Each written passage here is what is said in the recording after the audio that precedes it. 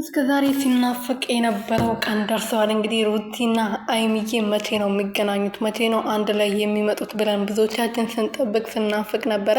እንግዲህ በሩቲና የአብርሽ ህይወት ውስጥ አሁን እየሆነ ባለው ነገር ውስጥ ያልገባችው አይሚዬና ማሚዬ ብቻ ነበረች።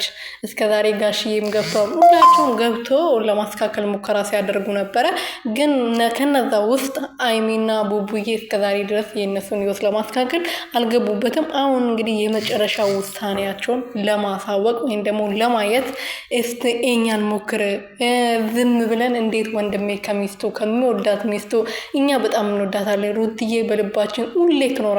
እሷ ስለተለየችው ወይም ደግሞ ስለተለያዩ እሷ ከልባችን አትወጣም።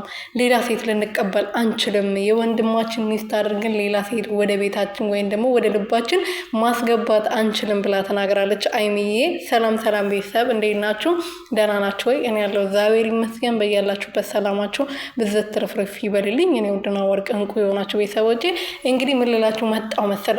ዛሬ ማለት ነው አይሚና ሩትዬ ከተገናኙ በጣም ቆይቷል። አይሚዬ ምን አስተላለፈች? ከዚህ በኋላ እኔ አስታርቃቸዋለሁ። እኔ እስከዛሬ ያልገባውበት ራሳቸው አውቆ ወንድሜም ታላቂ ነው ራሱ አስበውበት ትዳሩን ለማመለስ ይሞክር፣ ለዛ ነው ያልገባውበት በማለት በግልጽ ተናግራለች። ያን ነገር ደግሞ አይሚዬ ታስካክሏለች ብዬ ተስፋ አደርጋለሁ። ሙሉ እምነት አለኝ።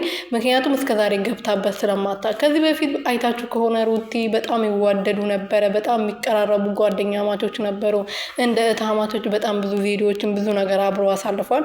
አይሚም ተናግራለች። ሩትዬ ለእኛ ሚስቱ ብቻ ሳትሆን ወይም ደግሞ የልጁ እናት ብቻ ሳትሆን ለእኛ የተለየች ሴት ነች።